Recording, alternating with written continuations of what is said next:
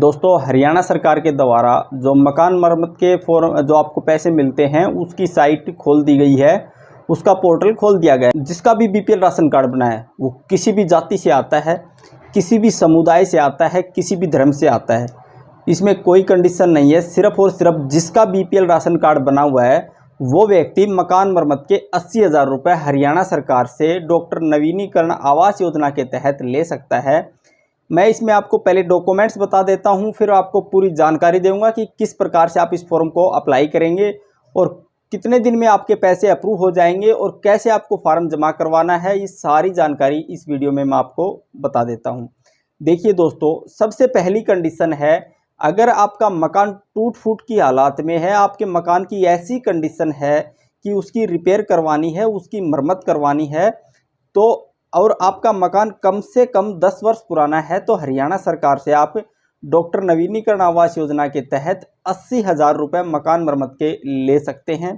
इसमें सबसे पहली जो कंडीशंस है मैं बता देता हूं, आपका मकान 10 वर्ष पुराना हो और वो कम से कम ऐसा हो जो टूट फूट की हालात में हो, ऐसा दिखाई देता हो कि उसकी मरम्मत हो सके, ये विशेष कंडीशन है। उसके बाद सबसे पहले आपके पास जो डॉक्यूमेंट्स होगा वो बीपीएल राशन कार्ड होना ज़रूरी है। अगर आपका बीपीएल राशन कार्ड है तभी आप इस फॉर्म को अप्लाई कर सकते हैं, अन्यथा आप इस कैटेगरी से बाहर हैं। दूसरा, आप जिस जगह पर आपका मकान है उस जगह की आपके पास रजिस्ट्री होना कंपलसरी है, जहां पर आप रहते हैं, जहां पर आपका मकान है। अगर आपके पास रजिस्ट्री नहीं है तो आप एलिजिबल नहीं हैं। क्यों? अगर रजिस्ट्री आपके माता पिता दादा परदादा के नाम है तो भी आप एलिजिबल नहीं हैं।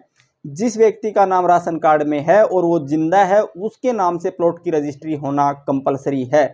उसके बाद अगर प्लॉट की रजिस्ट्री नहीं है जहां पर आपका मकान है, तो आप अगर वो लाल डोरे के अंदर आता है तो आप अपने सरपंच और सेक्रेटरी और बीडीपीओ से लिखवा कर दे सकते हैं कि इसका मकान लाल डोरे के अंदर आता है, इसके साइड में इसका मकान है, इसके सामने इसका मकान है। इस प्रकार आप एक अपने सेक्रेटरी से या अगर शहर से हैं तो आपका जो भी पार्षद वगैरह जो आपके मार्ग जो कमेटी होती है वहाँ पर जो मेंबर होते हैं जो रजिस्ट्री का काम करते हैं उनसे आप लिखवा सकते हैं, जो आपकी ज़मीन का हिसाब किताब रखते हैं। तो इस प्रकार आपके पास दो डॉक्यूमेंट्स, राशन कार्ड और प्लॉट की रजिस्ट्री। अगर रजिस्ट्री नहीं है तो आपको लाल डोरे की रिपोर्ट सेक्रेटरी से लिखवा कर देनी है। उसके बाद जो कॉमन डॉक्यूमेंट्स हैं, जैसे आपका आधार कार्ड, आपका पैन कार्ड, आपका वोटर कार्ड, आपकी बैंक की पासबुक। बैंक की पासबुक दोस्तों वो लगानी है इसके साथ जिसके अकाउंट नंबर आपने फैमिली आईडी में दे रखे हैं, इस बात का आपने विशेष ध्यान रखना है। इसके बाद आता है चूल्हा टैक्स।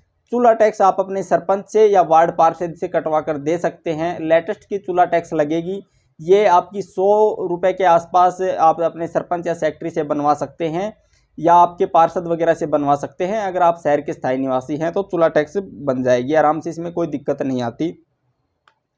उसके बाद अगर आप रिजर्व कैटेगरी से आते हैं, जैसे बीसी, एससी, ओबीसी, इस कैटेगरी से आते हैं तो आपको अपना जाति प्रमाण पत्र भी देना कंपलसरी है। अगर आप जनरल कैटेगरी से हैं तो आपको जाति प्रमाण पत्र से छूट दी जाती है।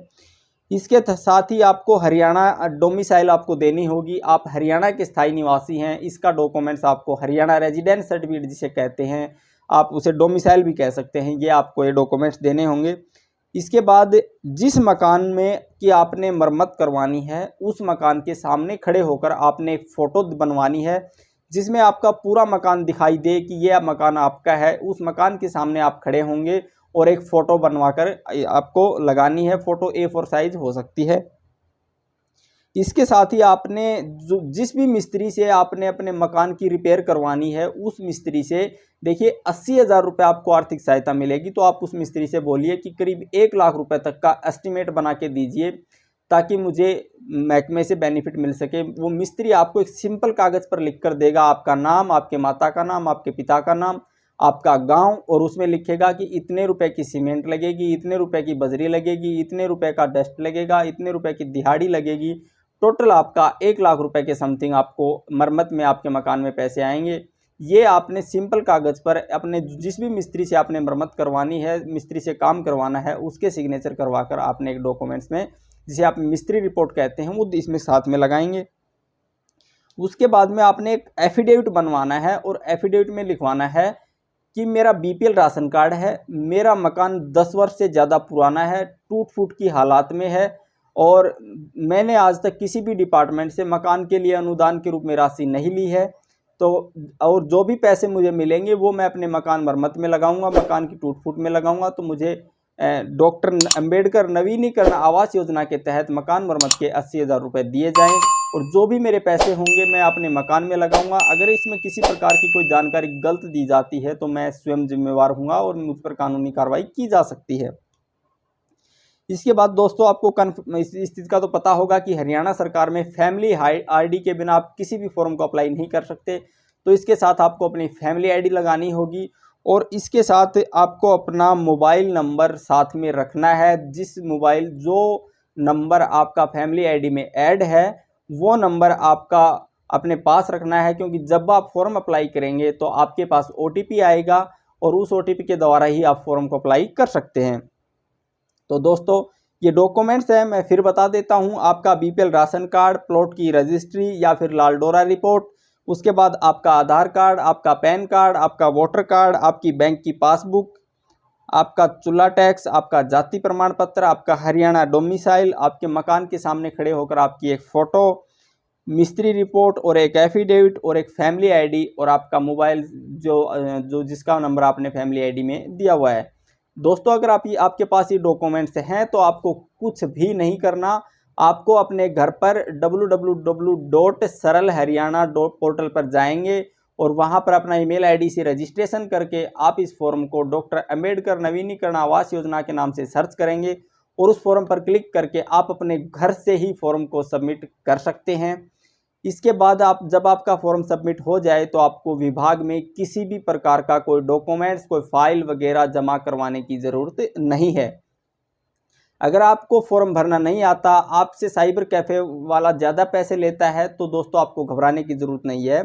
आपको अपने डिस्ट्रिक्ट के अंत्योदय केंद्र में जाना है, जो कि आपका डिस्ट्रिक्ट वेलफेयर ऑफिस जिसे चलाता है। उस अंत्योदय केंद्र में जाएंगे और मात्र 10 रुपये में आप इस फॉर्म को अप्लाई करवा सकते हैं। जिला अंत्योदय केंद्र में आप हरियाणा की किसी भी स्कीम का फॉर्म मात्र 10 रुपये में अप्लाई करवा सकते हैं। इसमें आप ये जो अंत्योदय केंद्र होता है ये आपके प्रत्येक डिस्ट्रिक्ट में होता है, या फिर आप अपने नज़दीकी तहसील में जाएंगे जहां पर आपको सरल अंत्योदय केंद्र मिलेगा, वहां से आप ये फॉर्म मात्र 10 रुपये में अप्लाई करवा सकते हैं। स्कीम का नाम मैं आपको बता देता हूं, डॉक्टर अंबेडकर नवीनीकरण आवास योजना के नाम से आप इस फॉर्म को अप्लाई करवाएंगे, या फिर आप अपने गांव में CSC सेंटर से इस फॉर्म को अप्लाई करवा सकते हैं। अगर आपको थोड़ा बहुत भी कंप्यूटर आता है तो दोस्तों सरल पोर्टल से आप इस फॉर्म को अप्लाई कर सकते हैं। इसके बाद किसी भी प्रकार का कोई भी डॉक्यूमेंट, कोई भी फाइल, कोई भी हार्ड कॉपी आपको डिपार्टमेंट में जमा करवाने की ज़रूरत नहीं है।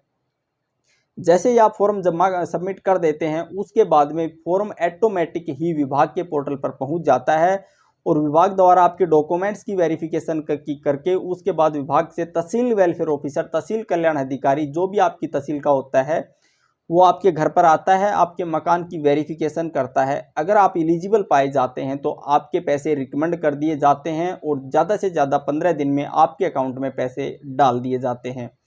तो दोस्तों आपसे अगर कोई रिश्वत की डिमांड करता है, किसी प्रकार के पैसे मांगता है, किसी तरह से आपको गुमराह करता है, आपसे फॉर्म भरने के ज़्यादा पैसे लेता है, तो आप डिस्ट्रिक्ट वेलफेयर ऑफिस में, जिला कल्याण ऑफिस में इसकी शिकायत कर सकते हैं। दोस्तों ये फॉर्म आप मात्र 10 रुपये फीस में भर सकते हैं। मैं आपको फिर बता देता हूं, अगर आपको इस फॉर्म में किसी प्रकार की कोई समस्या आती है, फॉर्म नहीं भरना आता है, तो आप जिला अंत्योदय केंद्र से मात्र 10 रुपये में फॉर्म अप्लाई करवा सकते हैं।